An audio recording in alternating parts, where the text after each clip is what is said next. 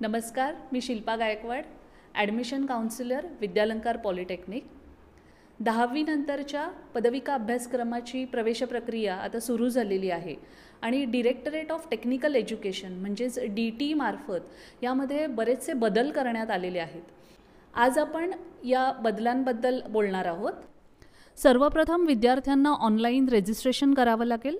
त्याकरताची website स्क्रीनवर दिलेली आहे. या प्रवेश प्रक्रियेत 3 महत्त्वाचे टप्पे आहेत: ऑनलाईन रजिस्ट्रेशन, कॅप राऊंड आणि ऑफलाईन म्हणजेच institute level admission. Online registration यात विद्यार्थ्यांना त्यांची मूलभूत माहिती भरायची आहे, जसं की विद्यार्थ्याचं नाव, पत्ता, 10वीतील गुण, जातीबद्दल माहिती. तसंच या माहितीच्या पडताळणीसाठी ओरिजिनल डॉक्युमेंट्स त्यांना अपलोड करायची आहेत. या माहितीची पडताळणी म्हणजेच व्हेरिफिकेशन ई स्क्रुटिनी और फिजिकल स्क्रुटिनी यापैकी कोणत्याही प्रकारे करता येईल.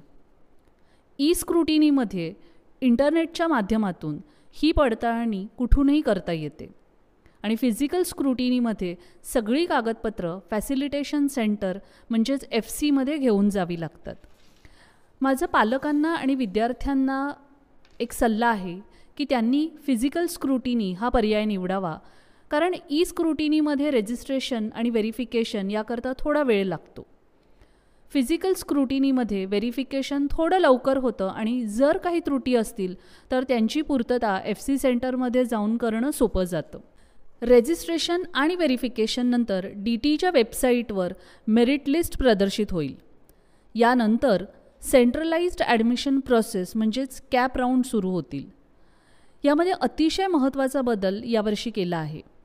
यावर्षी 4 कॅप राऊंड होणार आहेत. विद्यार्थ्यांना त्यांच्या पसंतीनुसार कॉलेजक्रम भरायचा आहे आणि विद्यार्थी जास्तीत जास्त 300 पर्याय देऊ शकतात. यानंतर विद्यार्थ्यांना कॅप राऊंडचा रिझल्ट म्हणजेच अलॉटमेंट त्यांच्या लॉगिनमधून पाहता येईल. अलॉटमेंट झाल्यानंतर विद्यार्थी त्यांना मिळालेल्या पर्यायाची स्वीकृती नोंदवू शकतात, म्हणजेच सीट ॲक्सेप्टन्स किंवा फ्रीज करू शकतात. त्याचप्रमाणे विद्यार्थी पुढील फेरींसाठी देखील काही अटींसह जाऊ शकतात.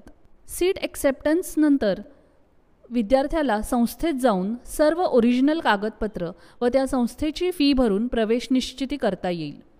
पण या सगळ्या गोष्टी दिलेल्या मुदतीत होणं अतिशय आवश्यक आहे. रिझर्वेशन कॅटेगरीमधील विद्यार्थ्यांना आर्थिक लाभ किंवा बेनिफिट फक्त कॅप राऊंडमधून मिळालेल्या ॲडमिशनमध्येच होऊ शकतो. आता आपण ऑटो फ्रीजबद्दल जाणून घेऊ.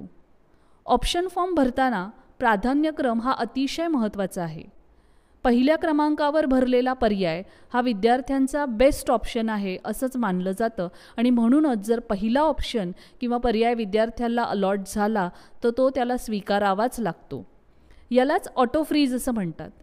एकदा ऑटो फ्रीज झाल्यानंतर विद्यार्थ्याला पुढील कॅप राऊंडमध्ये जाता येत नाही.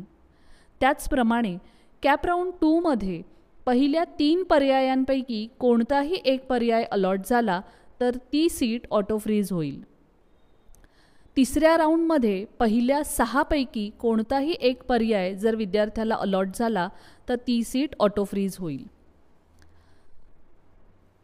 म्हणूनच ऑप्शन फॉर्म भरताना प्राधान्यक्रम कसा द्यावा याबद्दल मार्गदर्शनासाठी विद्यालंकार पॉलिटेक्निक FC मध्ये प्रत्यक्ष येऊन तुम्ही फॉर्म भरला तर जास्त बरं होईल.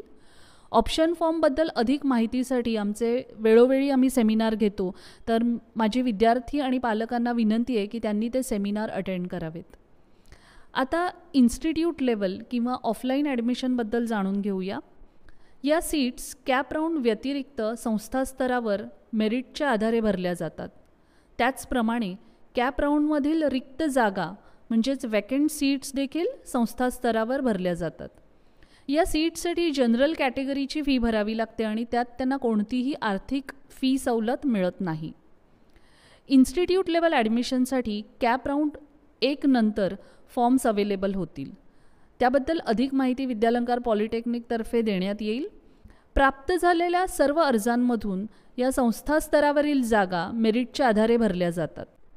मागच्या वर्षीपर्यंत हे अर्ज संस्थेकडे फिजिकली भरले जायचे. यावर्षीचा मुख्य बदल म्हणजे हे फॉर्म्स ऑनलाईन पद्धतीने भरले जातील आणि ते सर्व अर्ज यावर्षी DTE मार्फत इन्स्टिट्यूटला पाठवण्यात येतील. या अर्जांमधून मेरिटच्या आधारे सीट अलॉटमेंट करण्यात येईल. यावर्षीची प्रवेश प्रक्रिया ही बेसिकली प्रवेश प्रक्रियेत पारदर्शकता आणण्यासाठी केलेली आहे. लाईव्ह अपडेट्ससाठी आमच्या विद्यालंकार इंस्टाग्राम हँडलला जरूर फॉलो करा. धन्यवाद.